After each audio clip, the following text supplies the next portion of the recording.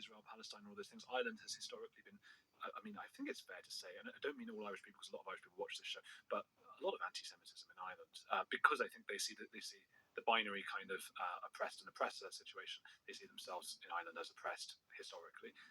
And as soon as there was sort of one attack about a year ago, the Irish people went absolutely mad. And to me, what would it be like to be in Israel where they're getting dozens and dozens, hundreds of attacks every day?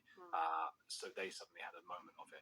Now things are spicing up, and the population, I think I heard you say, is sort of 40% non-Western migrants in Ireland.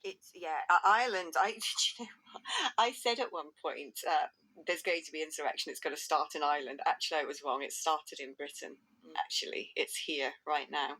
That accelerated faster than I expected, and it's pretty horrible. It's really unpleasant to watch. But Ireland, culturally are conservative. Largely a Catholic country. Let's have religion far more than we do, frankly speaking, and live in communities. By the sheer geography of Ireland, they live in communities that are very tight-knit, where people still know each other and knock on each other's doors, and doors are left open, and they're in and out of each other's houses. And so the impact, perhaps, on those communities is going to feel even more visceral than it is in parts of the United Kingdom. Because, of course, in the United Kingdom, where you've got high levels of inward migration, London's absorbed this for, decades. In fact, London's history, it's always been this way.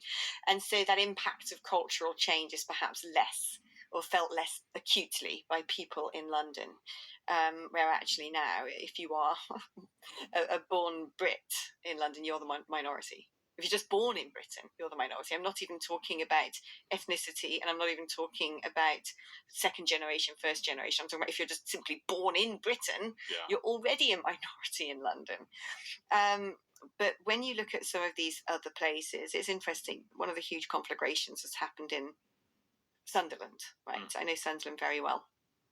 And this is a city whose demography has always been, white working class, a massive percentage. And recently, Sunderland City Council and Sunderland University said we want to be a safe haven for refugees, and so there's been a mass influx. Now, you do that sort of cultural change overnight somewhere in Sunderland, and it's going to be felt far more keenly than if you're doing it in a city which has always attracted this gradual increase of immigration. But it's not even about whether people are ready for this. It's not even about, what speed can we get away with?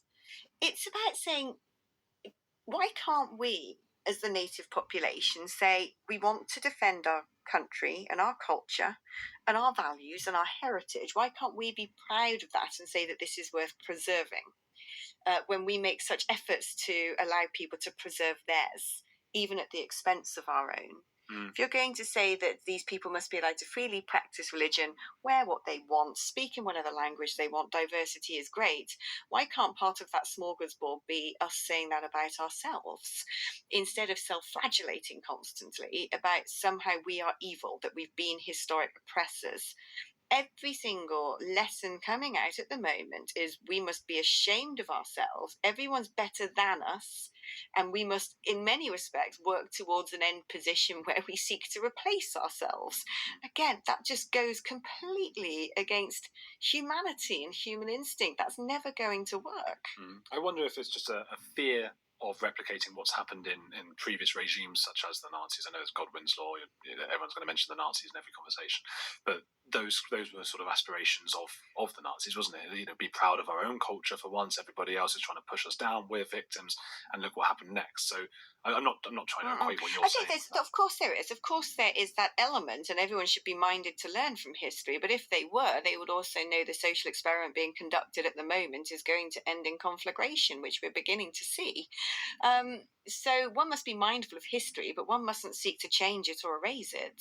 And there seems to be something very, very strange happening at the moment, perverse, in fact, from a national attitude standpoint, where people within positions of privilege, influence and power actually want to denigrate and destroy our belief in our own country.